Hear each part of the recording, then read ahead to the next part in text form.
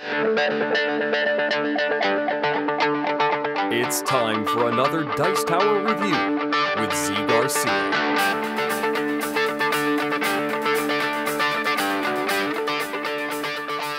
Hey everybody, today I'm taking a look at a card game called Atlas Enchanted Lands. Very attractive package here. This is from publisher Renegade Game Studios, and the designer is J. Alex Kevern, whose games I've really enjoyed in the past. He's on my radar in a big way as an up-and-coming designer. And so I was very excited for this game. It looked interesting, looked original. Did I end up enjoying the game? Let's take a look at an overview real quick, and then we'll come on back and I'll tell you what I thought of it.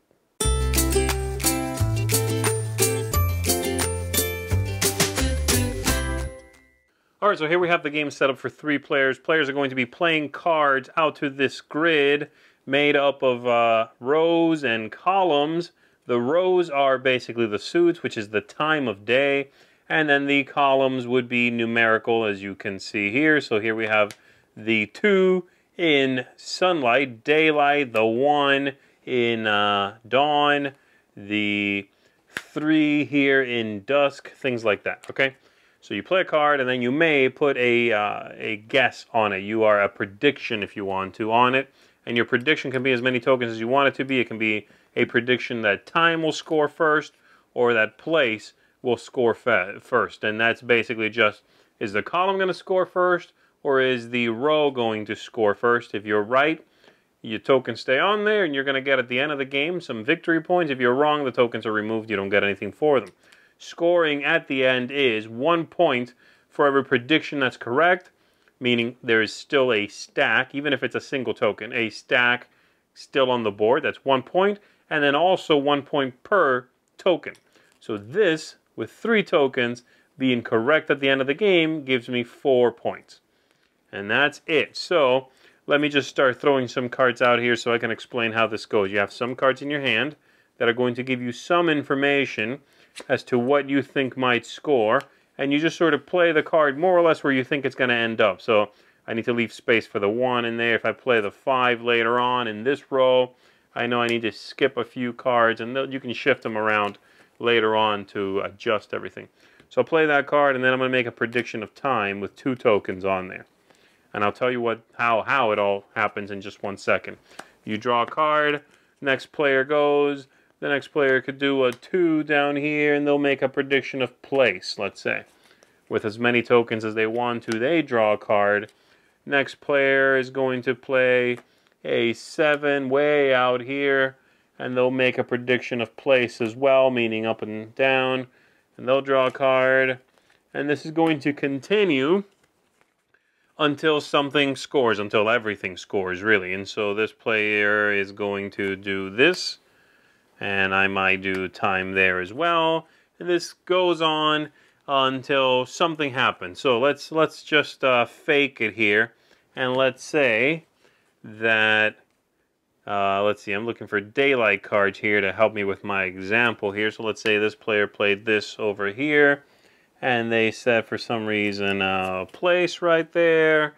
And we are looking for the 3 in daylight, which is in here, right? The 2 is, I'm missing the 3, it might be in here.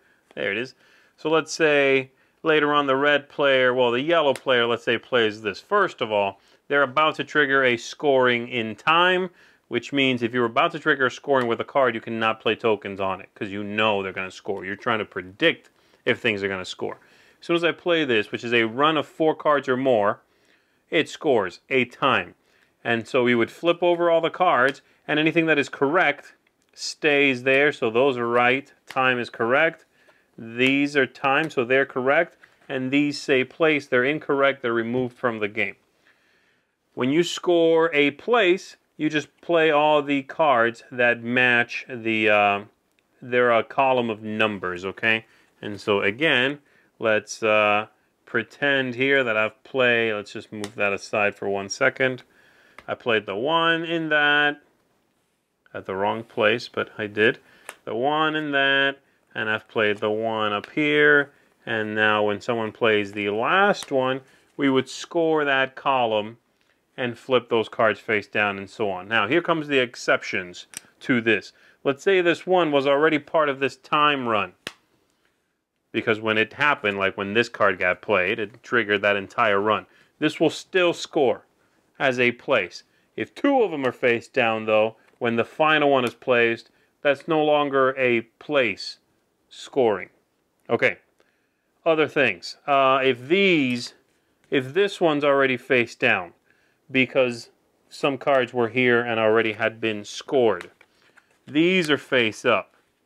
When I play this card here, and there's some time bets out here, let's say, just for the sake of the example, when this one's placed, that still triggers a run.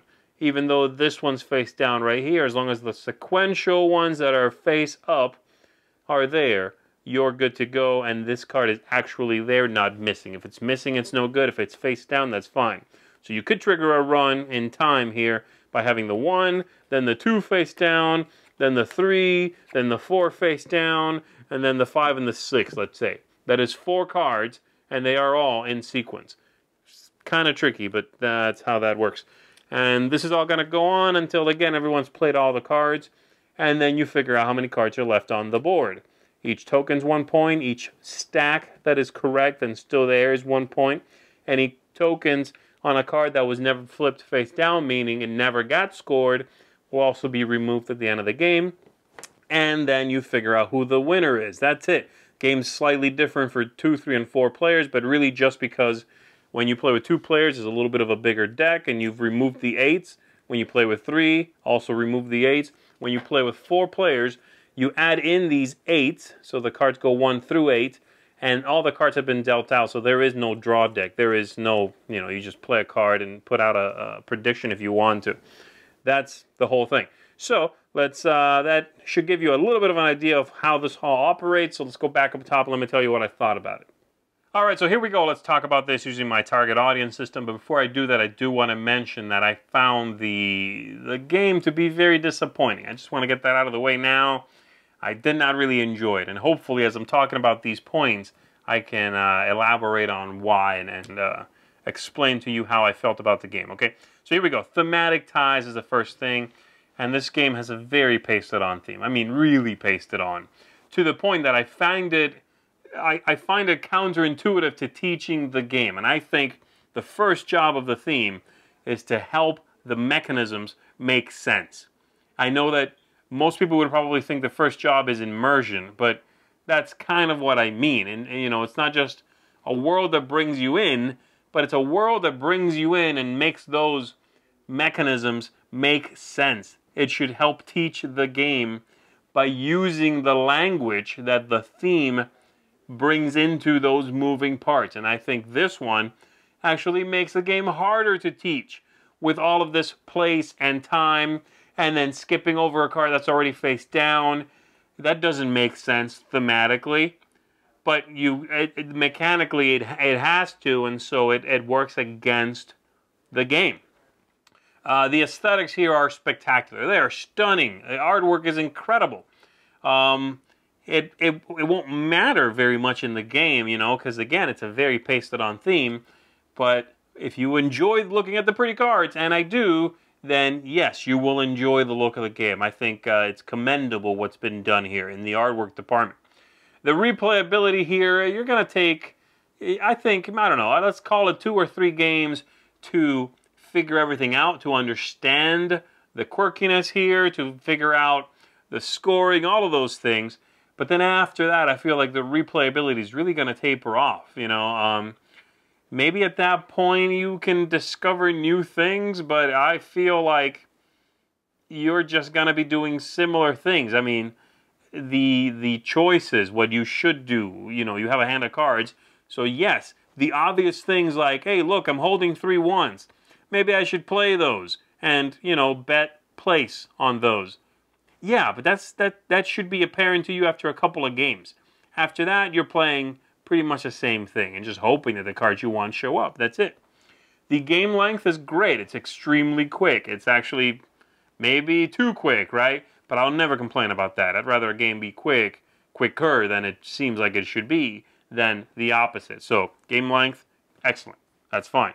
The ease of play, which is the fiddliness. It's a little fiddly with the flipping over of the cards, but not too bad. Playing a card, like playing that first 7 way out there, and then you have to readjust where that 7 actually would line up. Again, not too bad, but it's a little fiddly, you know, and it does take up a decent amount of table space. And then finally, tactics and strategy and luck. There's a lot of luck here. I mean, I know that, yes, tactically you are, like I said, figuring out what you think is going to score first, but hey, look, it feels like guessing. Unless I have all the cards, it feels like guessing, and it's just not that engaging to me. I find the drama in the game, the tension in the game, is just not particularly captivating. Someone I played with thought, oh, you know, this kind of feels like Lost Cities a little bit in the way you play cards and the numbers, you sort of arrange numbers, right? And then they immediately said, except this has none of the tension of Lost Cities, which I would agree with. I don't even see the Lost Cities thing that much, but there is no tension here. There is no drama in this game, unfortunately. You are just playing cards and putting tokens on them if you can. You should probably play a token on every card you play. And that's the other thing I find weird and counterintuitive is the scoring. You don't want to put out one big scoring pile. You want to put out a bunch of little ones because they're better. You know, if I score one token alone, that's 2 points for that one, for the pile and the token. If I make a big bid and I mess that up, that's a lot of them gone, but if I get it right, it's all the tokens plus just one.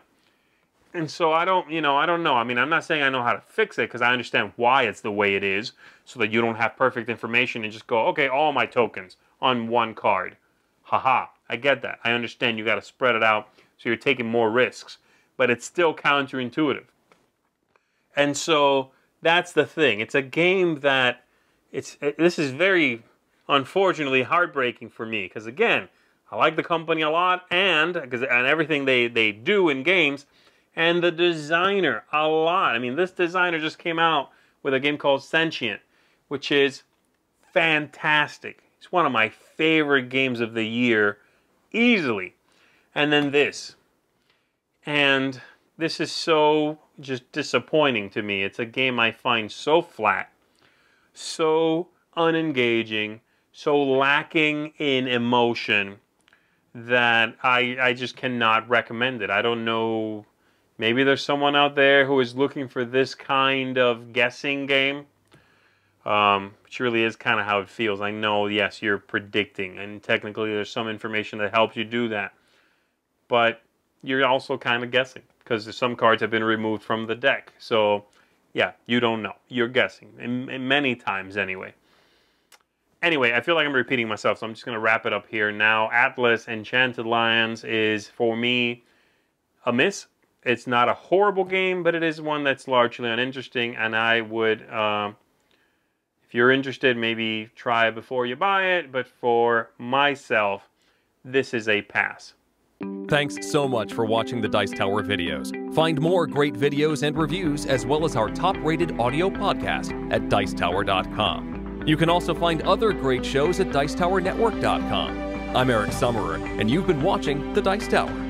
The Dice Tower is sponsored by Cool Stuff Inc., where you can find great games for great prices. Cool stuff in stock. Check them out at CoolStuffInc.com.